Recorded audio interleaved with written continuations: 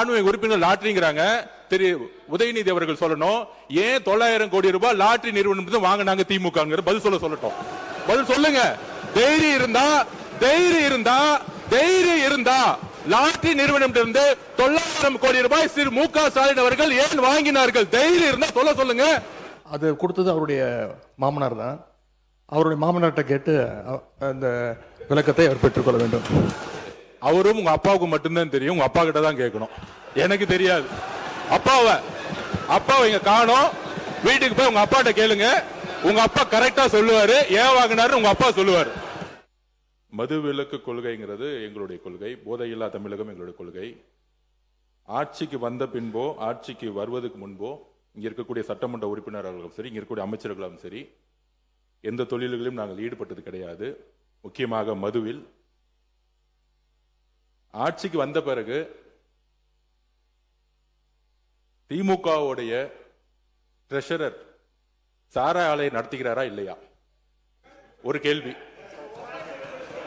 திமுகவுடைய பாராளுமன்ற உறுப்பினர் ஜெகத் ரட்சகன் சாராய ஆலையை நடத்துகிறாரா இல்லையா? அப்ப சாராய ஆலையை நடத்தி கொண்டு டாஸ்மாக் நிறுவனம் மூலம் ஆர்டர் யார் வாங்கினது? அப்ப இது பேர் தான் கான்ஃபிளிக்ட் ஆஃப் இன்ட்ரெஸ்ட். அரசே, திமுகவே அரசு, திமுக இருக்கக்கூடிய பாராளுமன்ற உறுப்பினர்கள் சாராய ஃபேக்டரி நடத்துறாங்க. திமுகவுடைய பொருளாளர் சாராய ஃபேக்டரி நடத்துறாங்க. திமுகவுடைய ஐடி மினிஸ்டர் இருக்கிறவர் சாராய மினிஸ்டர் நடத்துறாங்க. இதுக்கு மேல என்ன ஆதாரம் வேணும்?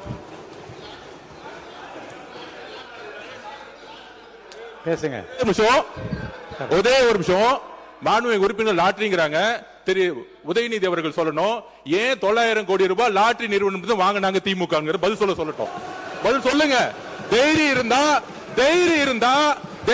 இருந்தா லாட்டரி நிறுவனம் 900 கோடி ரூபாய் திரு மு க ஸ்டாலின் அவர்கள் ஏன் வாங்கினார்கள்? தைரியம் இருந்தா சொல்லுங்க. அப்ப சொல்லுங்க.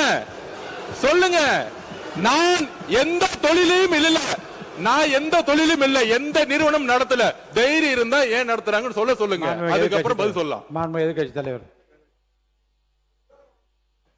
மாண்புமிகு பேரவைத் தலைவர் அவர்களே,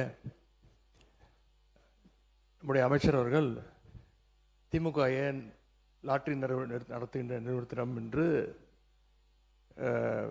ஃபண்டு வாங்கினாங்க அப்படின்னு கேட்குறாரு. அது கொடுத்தது அவருடைய மாமனார் தான். அவருடைய மாமனார்ட்ட கேட்டு அந்த விளக்கத்தை அவர் பெற்றுக்கொள்ள வேண்டும். அது அவரும் உங்க அப்பாவுக்கு மட்டும்தான் தெரியும். உங்க அப்பா கிட்ட தான் கேட்கணும். எனக்கு தெரியாது. அப்பாவை இங்க காணோம். வீட்டுக்கு போய் உங்க அப்பாட்ட கேளுங்க. உங்க அப்பா கரெக்டா சொல்லுவாரு. ஏன் வாங்கினாரு உங்க அப்பா சொல்லுவாரு.